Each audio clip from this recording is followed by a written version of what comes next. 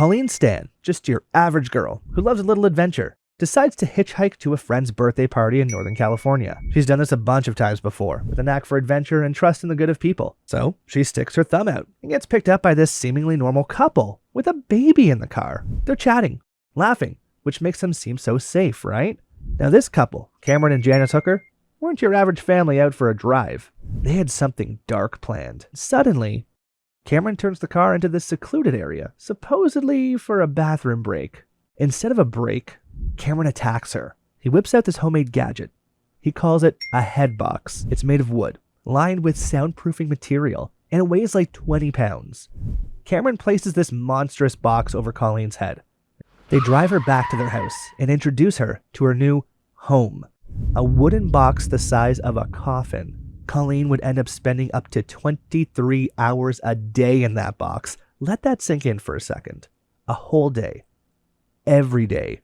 Squeezed into a tiny space where she could barely move. Her life was a cycle of torture and unimaginable abuse. Every day brought a new level of torture and abuse. Stuff so bad, it's hard to even talk about. The Hookers had 2 little girls running around the house. They had no idea Colleen was being held captive, or even that she was in the house at all. For just an hour or 2 each day, Colleen was let out to clean up and babysit these kids. But here's where it gets even more twisted. Cameron convinces Colleen that a powerful organization called the Company was watching her every move. If she tried to escape or disobey, they'd kill her and her family. He makes Colleen sign a contract, basically enslaving herself to him. Now you might wonder, how could she ever go along with this? Well, Cameron let her out sometimes, under strict rules. He even let her visit her family, with Cameron tagged along, pretending to be her boyfriend.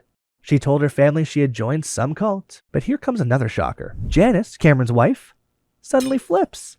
She tells Colleen the truth, that there is no company, no big bad guys watching her, just Cameron's sick game. This sparks something in Colleen. After years of torture and mental manipulation, Colleen finally escapes.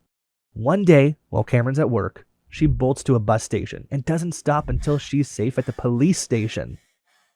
The trial in 1985.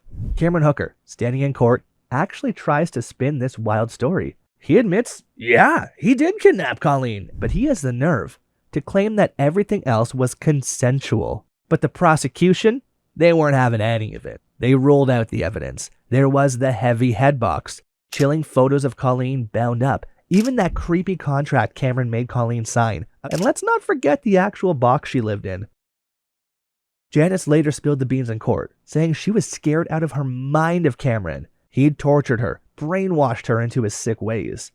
Janice dropped another bombshell. Before Colleen, there was another young woman, Mary Elizabeth Sponicky. She had just moved to California, all the way from Ohio, to be with her boyfriend. One day, she's out shopping and then poof! Gone. According to Janice, they offered Marie a ride one day, and like Colleen, she ended up trapped. Marie faced unspeakable horrors. Cameron even tried to silence her forever, and eventually, things ended tragically. They supposedly left her remains off some dirt road. And let's fast forward to the climax of this whole messed up saga. Cameron is locked up. Janice went back to her maiden name and now works as a social worker in California. Stan, meanwhile, has worked hard to put her past behind her.